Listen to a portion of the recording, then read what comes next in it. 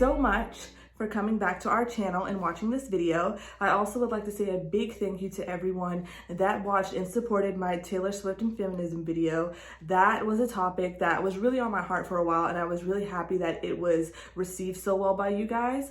And if you want me to do any more videos that have to do with feminist theory, womanist theory, how female artists and their perception, by their fans, how it deals with Black women or women of color, just let me know, because I have a lot of thoughts about it. And because I am a Black woman, obviously these are things that I see and my perceptions that I have through my lived experiences. So people saying in comments that it was really helping them, I like that. I like that I can be very informative, and I am here to not to judge or put down any artist, but just to have the point of view of someone who is affected by negative discourse, especially within media. I think that it's really important to have those conversations.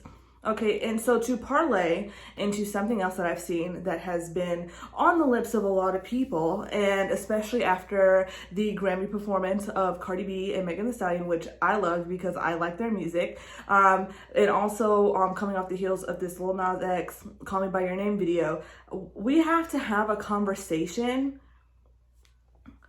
and saying that, and I hope people don't take this the wrong way, but they have to hear it. It is not up to celebrities to raise your children.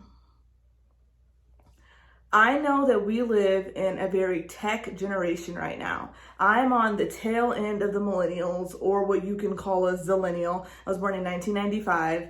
I don't remember much from the 90s, maybe like 1999-ish. But, most of my formative years were the early 2000s. I like to call myself like a 2000s kid. So for me, I grew up during a time where we were doing that transition to, being everyone online, to iPhones, to all of these technology that weren't necessarily around when I was a child. A lot of people are exposed to now. And we need to have a conversation about parameters that parents are putting in place to make sure that they are raising their kids and exposing their kids to things that they want them to be exposed to. Now, I understand when I was in school, when I was in elementary, middle school, and even, people really didn't have iPhones until I was maybe a sophomore, junior. Really, people got iPhones when I was a senior in high school, freshman in college. We still had Blackberries and phones like that. So people had iPhones, but they weren't as prevalent. A lot of people didn't have them. And it was also they were expensive back then. I remember when Sprint got iPhones, it was the iPhone 4S, and that was when Siri became a thing. And I remember that being such a big deal. So I remember that. And I remember when people first started getting iPhones, that was still when you had to pay for internet. It wasn't you just go on your phone and look up stuff now. That was extra, on your phone. So if you went on the internet, your bill was gonna be an extra $10 when you clicked on it, by accident. So I understand that. And I say all of that to say, I know that now, you can try to limit what your kids watch at home, and then when they go to school, they're exposed to things. But I feel like that's been happening for years. I've seen the movies where the boys would go to school and sneak their dad's Playboy magazine or whatever. I've seen the movies. I grew up.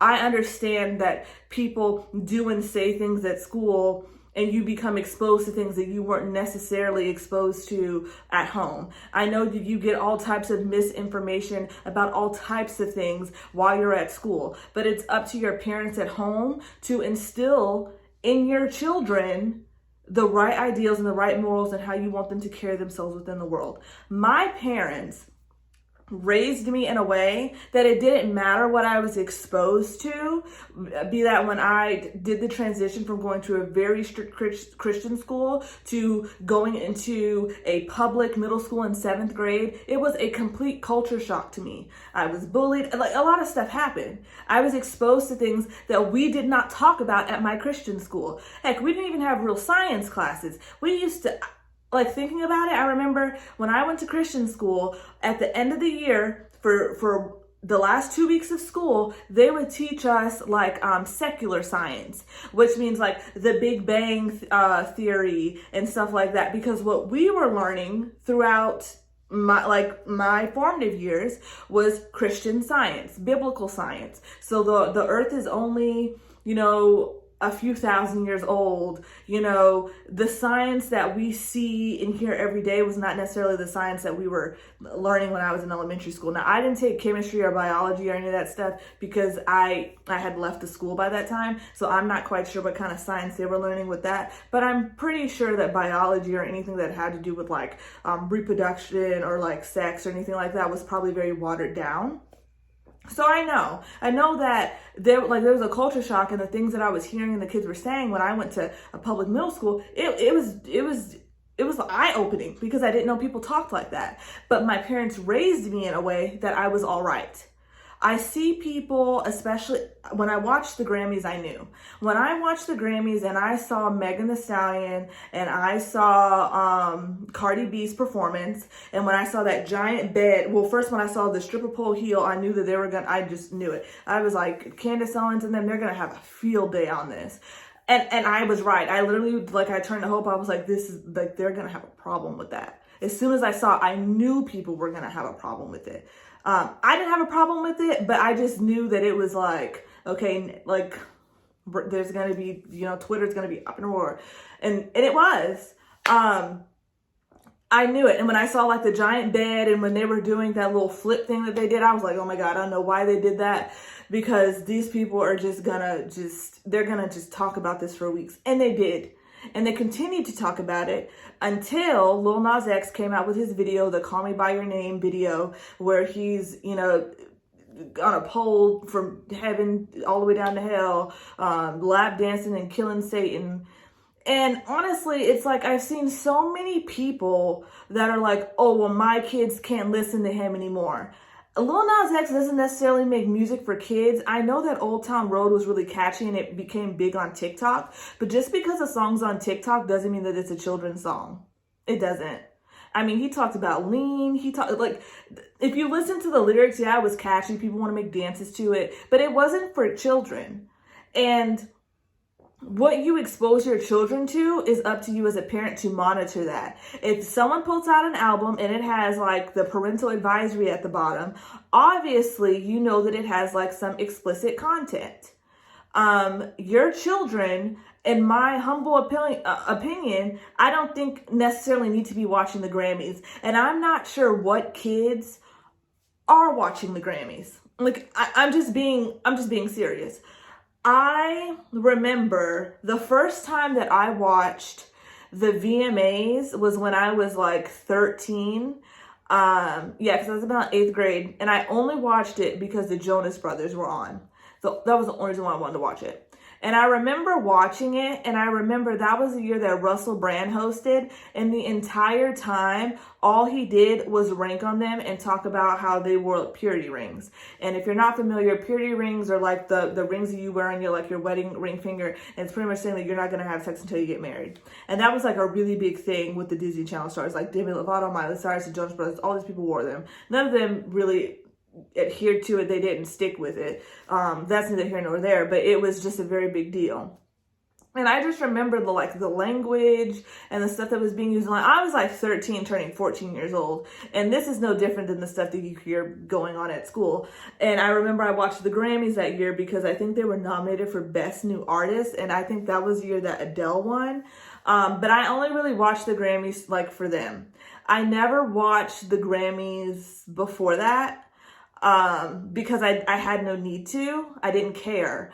I love Beyonce. I love, various musical artists, but the people that I listened to as a child were people that were on Disney Channel or Nickelodeon. Cartoon Network didn't really have stars, but during that, when I was growing up, Disney Channel had Hollywood Records, and everyone on Disney Channel made albums. You had Raven Simone, you had Hilary Duff, you had people like Allie and AJ, you had the Jonas Brothers, you had all of these people. Jesse McCartney. You had these people who made music that you saw on Disney Channel, so you listened to that music. And then you had the occasional people, you listened to Rihanna, or Chris Brown before, he went downhill. But that was the people who I was listening to. And so I had no reason to watch the Grammys or to watch these award shows or to watch this. The first time I watched the Super Bowl, and I mean just the halftime performance, I'm not talking about, I don't care about sports. I don't watch sports. I could care less. The first time I watched the Super Bowl just for the halftime show was, I believe it was 2013, and that was when Beyonce performed. That was the first time I watched it. And I've been watching it ever since, but I was like 18 at that point. So I could watch it, and Beyonce, you know, she puts on a good show. It's difficult for me to understand how parents will be like, oh, my kid was watching the Grammys. First of all, they performed late in the evening. It's almost 11 o'clock at night. Why is your young child still awake? That's number one. Number two, you know what type of music Cardi B and Megan Thee Stallion make. They don't make music for kids. So I don't know why you thought that this performance was going to be appropriate for them. I don't know why you did. People put so much faith in how, you know, and even people who are on Disney Channel. I remember when Miley Cyrus started to go to be more raunchy. I remember when Can't Be Tamed came out and she was like half naked in that bird cage. I remember that was like such a big deal. And I think Hannah Montana was still on at that point. And even when Hannah Montana went off, it had to have been off for maybe like 2 years. And then because I remember when I was going to college, that's when her We Can't Stop, like that whole era that she had going on happened. And I remember I kind of agreed with the parents because I was like, well, the last time I saw Miley Cyrus, she was on Disney Channel, and now she's coming out with music and it's very raunchy. But at the same time, I feel like I don't think that them seeing that was going to make them do something that was, you know, too raunchy. Even some of the stuff they used to show on Disney Channel, I felt like wasn't necessarily like kid friendly, but, you know, me seeing, you know, a club scene or seeing someone kiss or do something wasn't going to make me go out and go do those things. I don't understand that. I feel like parents need to get a hold on parents need to get a hold on, need to get a grip on life, essentially. It is not the job of Miley Cyrus or Raven-Symoné or anyone to raise your kids. You need to monitor what your children are watching. My parents had a parental control. That's how they made sure we weren't doing stuff that we weren't supposed to. There was no staying up late. I had a bedtime. It was 8:30. My bedtime was 8:30 until I went to college. That was my bedtime. And I remember my bedtime was 8 o'clock. And I remember staying up till 8:30 was late for me. Okay. You had TV shows that I wanted to watch. That was just it. You had to go to bed at 8:30. That was just that. It's hard for me to understand why people play so much. Like, I understand it. We are, you know, they call them the iPad babies. You know, you put the iPad, they have screen time, you watch TV shows. But you have to be cognizant of the things that your kids are watching. And it really comes down to, what are you instilling in your children at home? If you don't spend any time with your kids, if you don't have any conversations with your kids about stuff that's going on, then of course when they're exposed to something else, they may want to try it or they're curious about it. But you need to make sure that you are raising your kids in an environment that you are giving them the education that they need and raising them to make good decisions. It is not the job. I don't care if it's Barney. I don't care if it's Elmo, Big Bird, whoever. It is not their job to raise your kids. It's not. And I understand people have things going on. People are busy. I understand that. But you can't blame art. Like, if I was an art, like me as a person, if you're watching this YouTube video, if I was making content for kids, it's still not, if I choose to do something else, I don't owe you anything. This is my life. I live my life the way that I choose. So you can't blame me for posting a video and your kid watches it and now you're mad. That's not how that works, because I owe you nothing and I owe your child nothing. That's not my child. So it is not my job to perpetuate whatever stereotype or whatever caricature you feel is going to be most appropriate for your child, because people raise their children differently. Some people are okay with their kids listening to Megan Thee Stallion and Cardi B. Some people are okay with that. Some people aren't. So you filter what your kids are listening to. Yes, they can be exposed to it at school, like most things people are exposed to in other surroundings. But you have to make sure that you've raised your kids so they're good enough to make good decisions. Like, I don't understand how that's difficult to understand. Raise your kids the way you want your kids to present themselves in the world. It is not the job of any celebrity, be it singer, model, dancer, actress. It's not their job. And that's not to say, oh, don't let your kids follow people on Instagram. Don't let your kids, and we're in a slippery slope now. Instagram happened when I was in high school. I wasn't growing up seeing this stuff, being on social media. I mean, cyberbullying was just becoming a thing when I was, growing up. I understand that we are in, uncharted waters. I don't know how to tell you, I'm not here to tell you how to raise your kids. I'm just telling you that you're the only person who can do it. And you are the only person who knows how to do it correctly. And that being said, if you don't want your kids exposed to Megan Thee Stallion or Lil Nas X or whatever, then that's fine. But I also need to call out the hypocrisy. I saw people who were like, I think it was Nick Young, he's a basketball player. And he was like, oh, I'm not going to let my kids listen to Lil Nas X.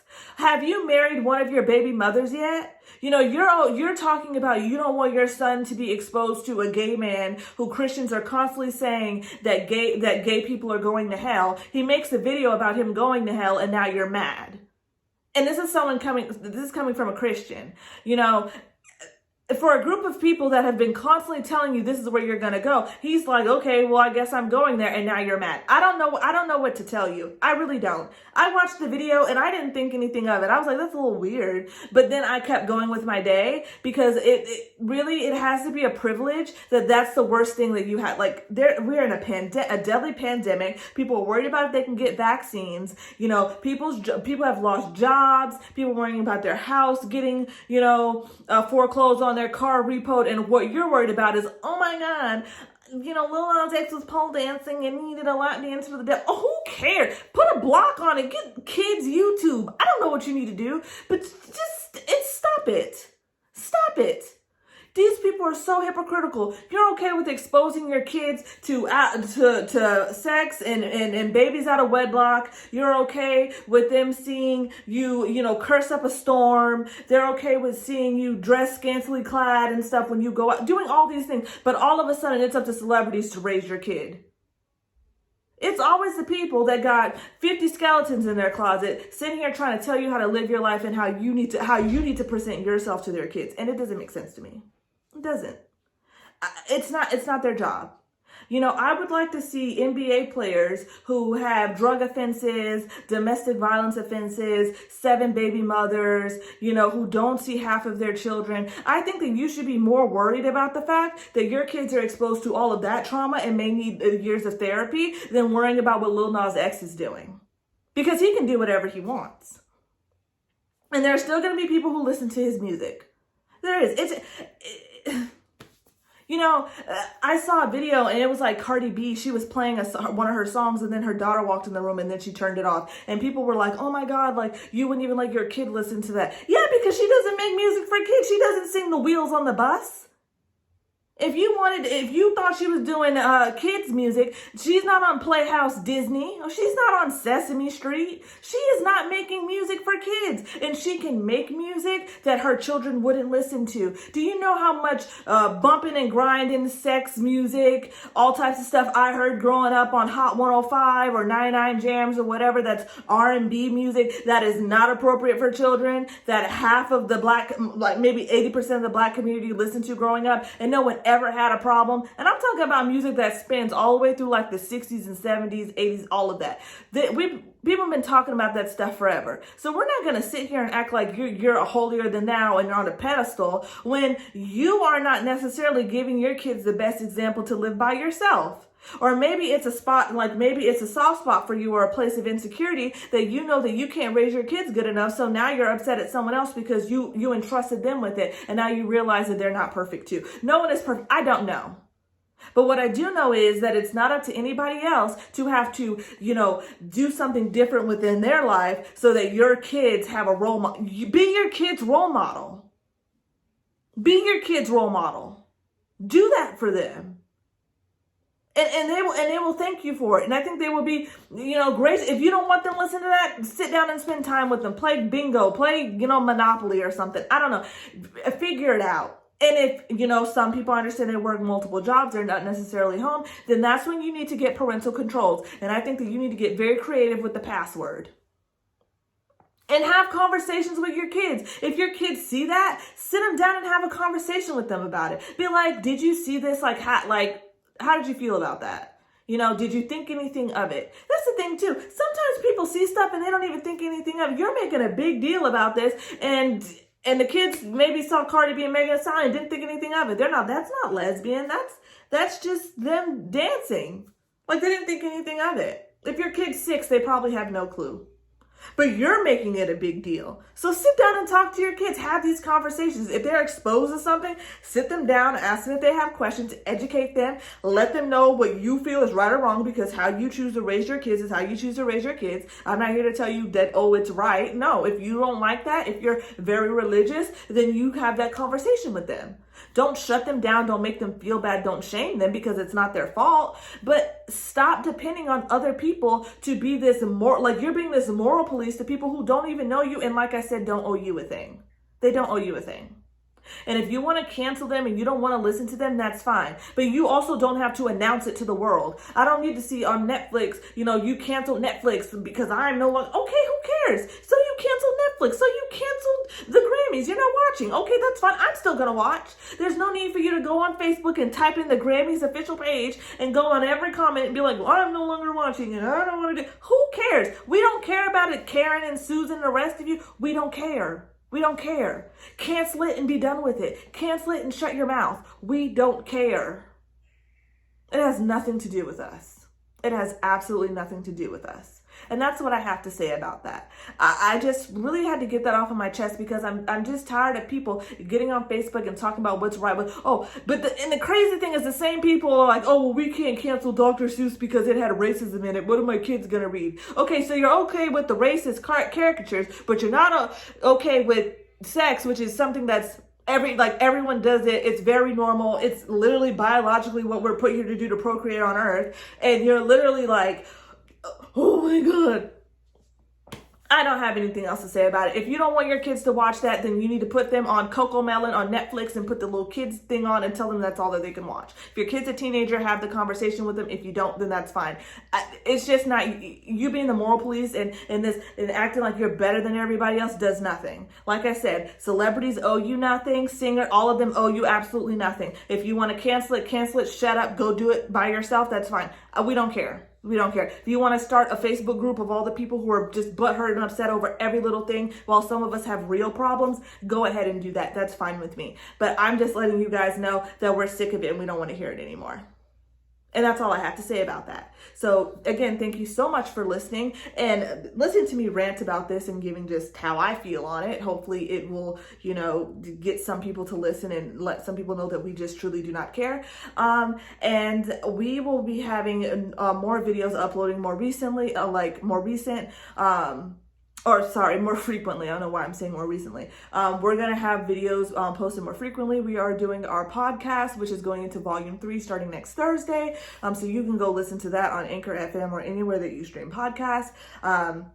Again, thank you so much for the Taylor Swift video love. That means so much to me that you guys are watching and loving it. My videos will usually come out on Wednesdays, and Hope's videos will come out on Sundays. And we have some other videos that are coming out. Like I said, we have a video that's going to be coming out next where we go into in depth about the religious aspect of people's hypocrisy when it comes to how we view celebrities and the art that they put out. So that one's going to be really interesting. So please look out for that one. Again, thank you guys so much for watching. These are really fun for me to make. Go in the comments and let me know if there's anything else that you want me to talk about, and I will see you guys in the next video. Bye.